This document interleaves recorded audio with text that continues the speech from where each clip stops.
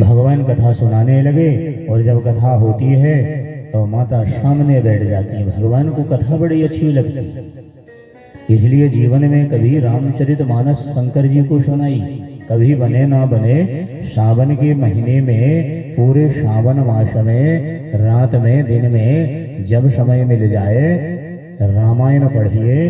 भगवान शंकर को रामायण बड़ी अच्छी लगती है और यही कहिए कि प्रभु ये रामायण कोई सुने ना सुने, हे महादेव आप सुनिए, हम रामायण पढ़ रहे हैं, आज जितना बनेगा कल जितने बनेंगे, पूरे सावन मास में हम रामायण का पाठ करेंगे, कोई सुने चाहे ना सुने, आप हमारी रामायण को सुन लेना। बस भगवान शंकर जिंदगी की पूरी बात सुन लेंगे, जिंदगी की जितनी व्यथा है, जितने कष्ट हैं, जितनी परेशानी है, सब हमारे भगवान शंकर सुनेंगे, समझेंगे और धीरे धीरे सब परेशानी और मुसीबतों को दूर कर देंगे।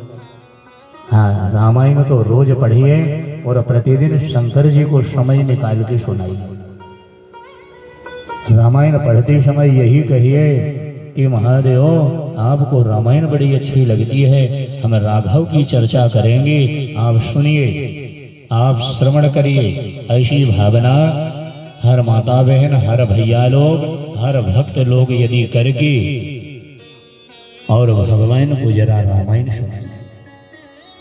कथा भगवान को बड़ी प्यारी लगती है। आज कथा कर रहे हैं भगवान, मैया सामने बैठ गई, कथा सामने बैठ के ही सुने और कथा सुनते समय हाँ भी बोलना चाहिए, सिर भी हिलाना चाहिए, होंकी भी देना चाहिए, जहाँ जी बोलना है, जहाँ जैसे जो शब्द का विषय होता है उन शब्दों के अनुसार सिर हिलाना चाहिए।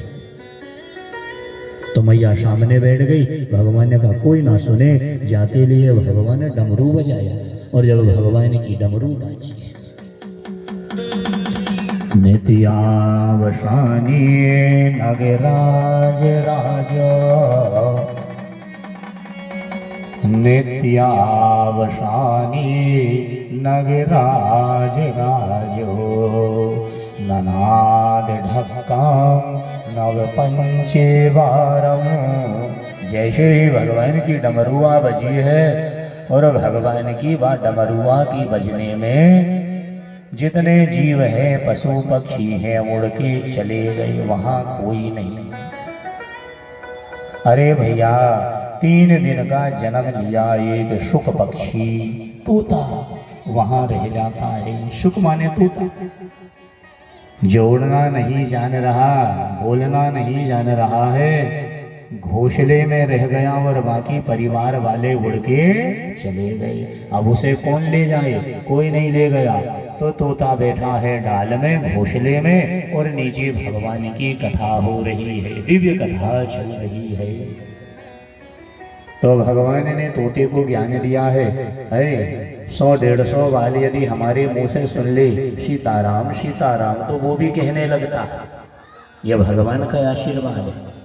जैसा हम बोलेंगे तो वह तोता भी एकाग्रता के काज बाबी या बुद्धि को सीख जाता है, यह विषय को समझ जाता है।